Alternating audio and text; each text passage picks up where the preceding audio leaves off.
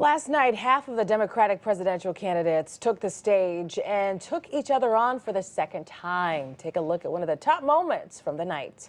Two things. They will be better because Medicare for All is comprehensive. It covers all health care needs for senior citizens. It will finally include dental care, hearing aids, and eyeglasses. But you don't know Second that. of all, You don't know that, second Bernie. of all, We'll come to you in a second, I do know, Congressman. and I wrote the damn bill.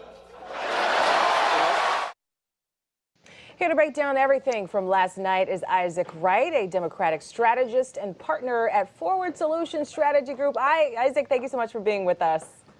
Good to be with you. How are you this morning? Doing great. A long night, but obviously some big takeaways. What were some of your biggest takeaways from last night? So I thought the big winners of the night were Warren and Buttigieg. Warren was able to talk about her policy, her refrain, "I've got a plan for that," came through really strong. She was able to articulate it. Buttigieg was able to bring people together.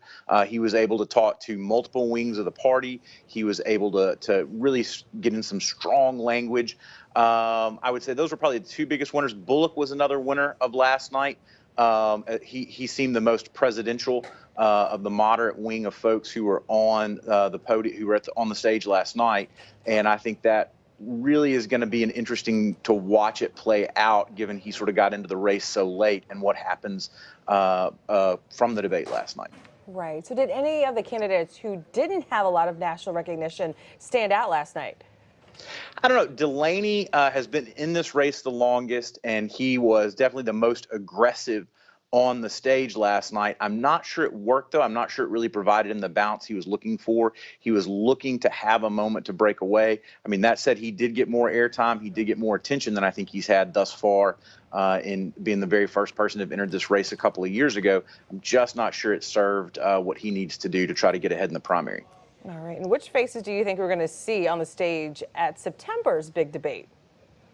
Well, I think you're going to see, I'll make a prediction right now. You're going to see, obviously, Sanders, Warren, Buttigieg, Bullock, and Beto O'Rourke from last night will be in the fall debates. We'll have to see the others who were on the stage last night. Some are going to face some challenges raising the money. Some are going to face some challenges raising the political leverage and support to make that cutoff when it goes from 1% in the polls to 2% in the polls as the criteria.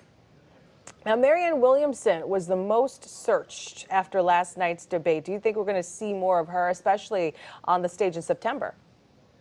Well, she had a couple of breakout comments last night. Her language about the water crisis in Flint, the infrastructure crisis in America, and the implicit racism behind it was really strong. That was a great moment for her. At the same time, she also made a really good point, I thought, about when she talked about the wonkiness of the conversation going on stage and the fact that Democrats can't just use policy to beat Donald Trump. Look, he's not a policy candidate, and we have to be able to address this as a referendum on Trump. And I thought those were really good salient points she made. I'm not sure she has a long tenure in this, but she also has no reason to get out.